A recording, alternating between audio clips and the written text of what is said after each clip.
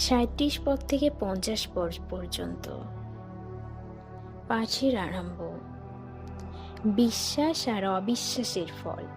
এইসব কথা বলবার পর যিশু লোকেদের কাছ থেকে চলে গিয়ে নিজেকে গোপন করলেন। যদিও তিনি তাদের সামনে চিহ্ন হিসেবে এতগুলো আশ্চর্য কাজ করেছিলেন, তবুও লোকেরা তার উপরে বিশ্বাস করেননি। এটা হয়েছিল যেন নবী যিশায়ের বলা এই কথা পূর্ণ হয়, প্রভু, আমাদের দেওয়া খবরকে কে বিশ্বাস করেছে?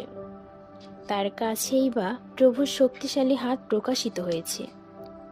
সেই লোকেরা এই জন্যই বিশ্বাস করতে পারেনি, কারণ যিশাইও যেমন বলেছেন সেই অনুসারে ঈশ্বর তাদের চোখ বন্ধ করেছেন আর অন্তর অসাড় করেছেন, যাতে তারা চোখ দিয়ে না দেখে, অন্তর দিয়ে না বোঝে, আর সুস্থ হবার জন্য তার কাছে গিয়ে না আসে।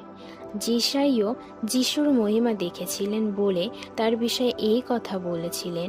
তবুও নেতাদের মধ্যে অনেকে তার উপরে বিশ্বাস করলেন, কিন্তু ফরাসিরা সমাজ থেকে তাদের বের করে দেবেন সেই ভয়ে তারা তা স্বীকার করলেন না।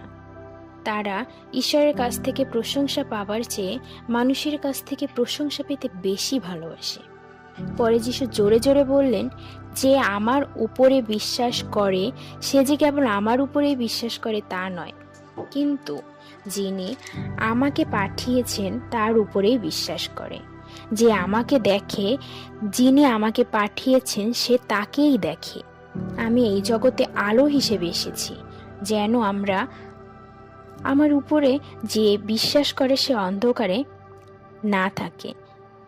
যদি কেউ আমার কথা শুনে সেই মতো না চলে, তবে আমি নিজে তার বিচার করি না, কারণ আমি মানুষকে দোষী প্রমাণ করতে আসি নাই, বরং মানুষকে পাপ থেকে উদ্ধার করতে এসেছি। যে আমাকে অগ্রাহ্য করে এবং আমার কথা না শুনে, তার অন্য জন্য বিচারকর্তা আছে।